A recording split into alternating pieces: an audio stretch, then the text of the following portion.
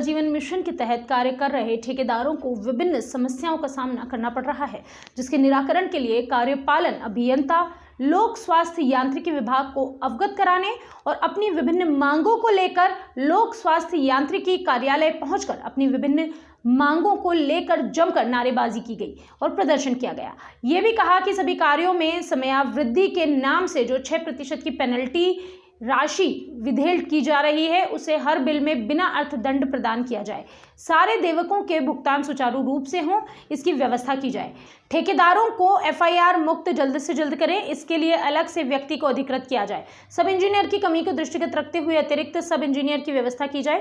कार्यपालन अभियंता को ठेकेदारों की समस्याओं को अनदेखा किया जाता है, उनके द्वारा किए गए कॉल को अटेंड नहीं किया जाता और ना ही उनके द्वारा रिप्लाई कॉल किया जाता है। इस तरह के ठेकेदारों द्वारा विभिन्न मांगों को लेकर लोक स्वास्थ्य यांत्रिकी कार्यालय पहुंचे थे।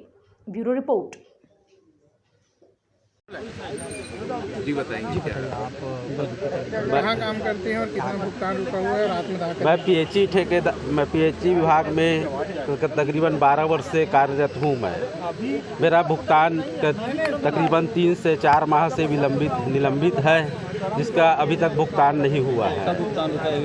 मेरा तकरीबन 64 से 65 लाख रुपए का भुगतान है और मैं छोटे स्तर से ठेकेदारी कर रहा हूँ, जिस कारण से मेरा भुगतान अभी तक निलंबित है।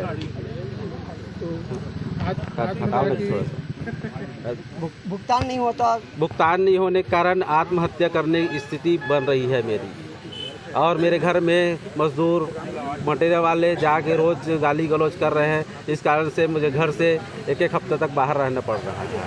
अगर मुझे मेरी भुगतान समय में अगर कुछ समय में के अंतराल अगर भुगतान नहीं हो तो मेरे आत्महत्या करने की नौबत आ चुकी है। अपना नाम बताएं। मनोज ठाकुर, राजनांदगांव, PHE ठेकेदार। जी बताएंगे। आज PHE कॉन्ट्रैक्टर संघ के द्वारा कार्यपालन अभियंता की तानाशाही और उनके भ्रष्टाचार के विरुद्ध प्रदर्शन किया गया। ठेकेदारों की विभिन्न समस्याओं को लेकर ज्ञापन दिया गया। ठेकेदारों का भुगतान पिछले माह की 21 तारीख से पैसा आने के बावजूद आज तक भुगतान रोका गया, जबकि सारे और जितने डिविजन्स थे वहां भुगतान हो गए और राजनांदगांव में 18 करोड़ रुपया आने के बावजूद आज पर्यंत किसी भी ठेकेदारों को भुगतान नहीं हुआ है। ये कहीं ना कहीं ये मामला कमीशन खोरी के चलते रोका गया है, ऐसा पूरा हमारा स्पष्ट आरोप है और जिसके कारण हम लोगों को प्रदर्शन के लिए बाध्य होना पड़ा। इस हमारे भाई मनोज ठाकुर ने परेशान होकर इसके ऊपर इतना आर्थिक दबाव है कि इन्होंने आत्मदाह जैसा करने की चेतावनी पत्र के माध्यम से कार्यपालन अभियंता कार्यालय को लिख के दिया और कार्यपालन अभियंता को अवगत भी कराया है। उसके बावजूद कार्यपालन अभियंता के कान में जू नहीं रेंग रही है।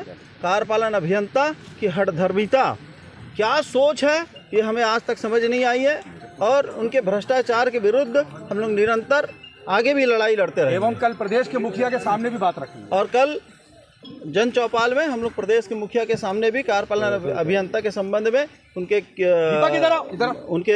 द्वारा जो किए जा रहे भ्रष्टाचार के संबंध में अपनी बातें रखेंगे। शुभ नाम राकेश जोशी, अध्यक्ष PHE ठेकेदार संघ राजनांदगांव।